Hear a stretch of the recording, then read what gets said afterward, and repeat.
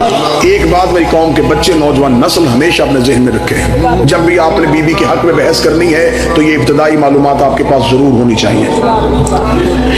اسلامی قوانین میں جو اسلامک لا ہے، جو آج بھی پاکستان کی عدالتوں میں بھی جو اسلامک لا کی کتابیں پڑھی ہیں، اس میں یہ بات درج ہے کہ اسلام کا قانون ہے کہ جس جاگیر پہ قبضہ کرنے کے لیے مسلمانوں نے لشکر، جنگ، گھوڑے دوڑائے ہوں، خون بہایا ہو، پسینہ بہایا ہو، اور وہ جاگیر جنگ کے بعد مسلمانوں کے ہاتھ آئے، جو بھی جاگیر ہو یا پراپرٹی ہو یا چیزیں ہوں، اس میں سے 5واں حصہ ہوتا ہے رسول کا، جسے کہتے ہیں خمس۔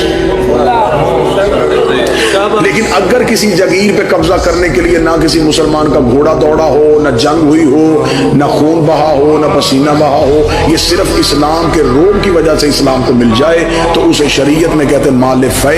اس میں امت کا حق نہیں ہوتا، یہ صرف رسول کا ہوتا ہے۔ ٹھیک ہو؟ اب بی بی کے حق پہ ہمارا پہلا سوال یہ ہے کہ اگر تو فتح کے لیے کسی نے گھوڑے دوڑائے تھے، کوئی جنگ و جدال ہوا تھا، تو پہلے طریق سے ثابت کرو کہ فتح کو قبضہ کرنے کے لیے جنگ ہوئی تھی۔ اگر یہ نہیں ہوئی تو شرعی قوانین کے مطابق یہ ہے مال فے، یہ بنتا ہے پورا رسول کا۔ ٹھیک ہو گیا؟ ابتدائی معلومات دے رہا ہوں اور اتنی اہم معلومات دے رہا ہوں کہ آپ 1000 دشمنان زہرا کے سامنے بھی بیٹھے ہوں تو آپ کو اکیلے بیٹھے یہ دلیلیں کافی ہوں گے۔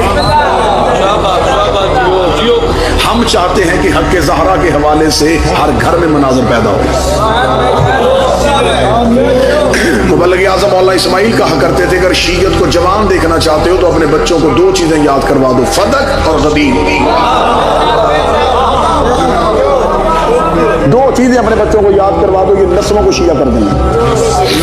ٹھیک ہوگا جی؟ اب میں نے آپ کے سامنے فتح کا پس منظر جتنی جلدی ہو سکتا تھا پڑھ دیا کہ یہ کیسے آیا۔ 7 ہجری میں یہ جاگیر رسول کو ملی، 7 ہجری پوری، 8 ہجری پوری، 9 ہجری پوری، 10 ہجری پوری، 11 ہجری تک یہ جاگیر مسلمانوں کے رسول کے پاس رہی۔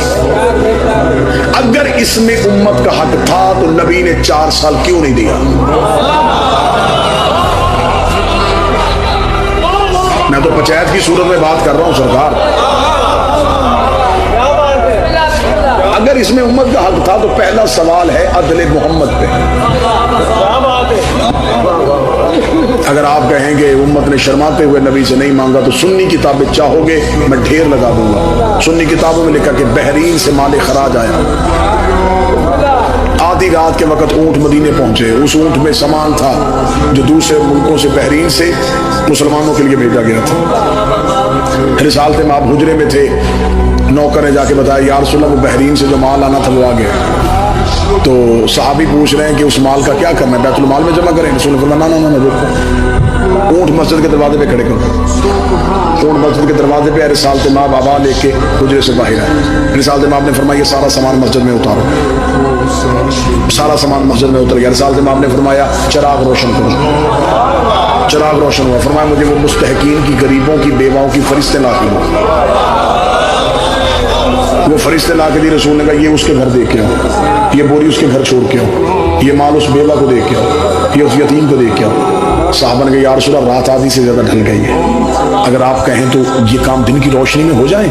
سنی کتاب میں لفظ نہ ہو، میں زندگی میں ممبر پہ نہ ہو۔ رسالت مآب نے فرمایا چلو ٹھیک ہے، اگر دن کو تقسیم کرنا دن کو کر لیتے، لیکن تم میں سے ایک صحابی اس بات کی ضمانت دے کہ میں کل تک زندہ رہوں گا۔ تم میں سے کوئی ضمانت دے سکتا ہے؟ انہوں نے کہا یا رسول اللہ سانسوں کا اعتبار کوئی نہیں ہوتا۔ فرمایا تم میری ایک سانس کی ضمانت دے دے، میں کسی غریب کا حق اپنی گردن پہ رکھ کے کیسے سو سکتا ہوں؟ جو محمد غریب کا حق ایک رات نہیں رکھتا تھا، اس نے امت کا حق 4 سال کیسے رکھ لیا؟ صلی اللہ علیہ وسلم